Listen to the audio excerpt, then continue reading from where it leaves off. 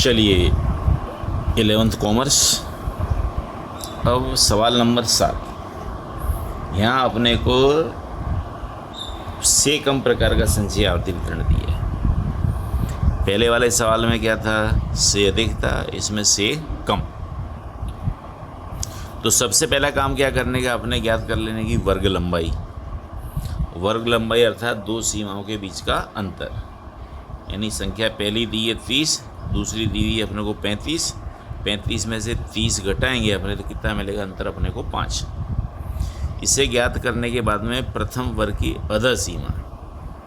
अब अधः सीमा वर्ग लंबाई जो मिली अपने को 5, तो से कम श्रेणी हो तो उसमें एक स्टेप अपने नीचे उतरने का, और से अधिक श्रेणी हो तो एक स्टेप उसमें अपने आगे जाएंगे। तो यहाँ संख्या दी हुई है अपने को कितनी, 30। तो 30 में से 5 घटाएं तो संख्या मिलती है अपने कौन सी, 25। यानी अपने प्रथम वर्ग की अधः सीमा कितनी होगी, 25। तो उसकी ऊर्ध्व सीमा फिर कितनी होगी अपने, तो उसके अंदर ऊर्ध्व सीमा के लिए क्या करेंगे, अपने जो अधः सीमा मिली है उसके अंदर वर्ग लंबाई को जोड़ दो। यानी 25 में 5 जोड़े तो उसकी ऊर्ध्व सीमा मिल जाएगी अपने को 30। यानी पहला वर्ग बनेगा अपना 25 से 30। अब 25 से 30 का पहला वर्ग, तो यहाँ अपने लिखेंगे 25 से 30।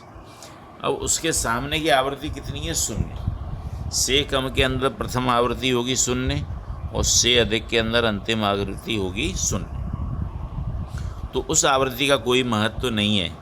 जब अपने मूल निवारक श्रेणी लिखनी हो अपने को, यहाँ अपने को जो पूछा है निवारक सतत आवृत्ति वितरण बनाओ, तो निवारक के अंदर आगे वाले वर्ग की ऊर्ध्व सीमा और बाद वाले वर्ग की अधः सीमा दोनों संख्याएं समान होनी चाहिए।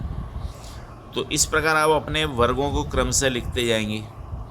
तो अगला वर्ग क्या हो जाएगा अपना, 30 से 35, क्योंकि वर्ग लंबाई कितनी है, 5 की।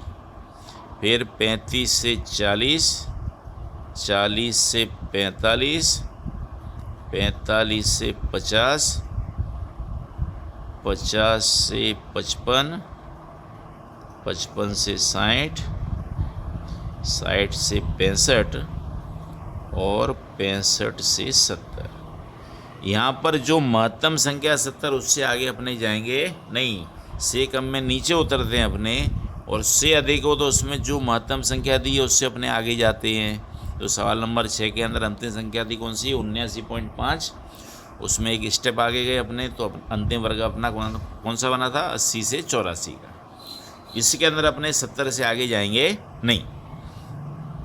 अब इसकी संचयी आवृत्ति, जैसे से अधिक के अंदर अंतिम आवृत्ति अपने ने 0 की 0 लिखी थी, ना कोई घटाया था ना कुछ किया था।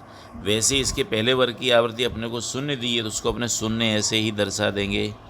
फिर उसके बाद वाले वर्ग की आवृत्ति अपने ज्ञात करनी है, तो बाद वाली संख्या दी है कितनी अपने को, 17। तो 17 में से अपने माइनस करेंगे कितना, 0। तो ये संख्या मिलेगी कितनी, 17। अब उसके बाद क्रम से आगे वाली संख्या में से उससे पहले की संख्या घटाते जाओ। से अधिक के अंदर क्या करते थे, ऊपर की संख्या में से उसके पहले की नीचे की संख्या घटाते थे, और इसके अंदर क्या करेंगे, बाद वाली संख्या में से उसके पहले की संख्या घटाएंगे। यानी यहाँ अपने घटाएंगे 25 में से 17, तो संख्या मिलेगी कितनी अपने को, 8। फिर अपने घटाएंगे 40 में से 25, संख्या मिलेगी कितनी, 15। फिर घटाएंगे अपने 48 में से 40, यानी कितना मिलेगा अपने को, 8। और फिर अपने घटाएंगे 54 में से 48, यानी कितना मिलेगा अपने को, 6। और फिर 57 में से 54, 57 में 54 घटाएँ कितना मिलेगा अपने को, 3। और फिर 59 में से अपने घटाएंगे कितना, 57, तो कितना मिलेगा अपने को, 1। और अंतिम संख्या कौन सी दी है,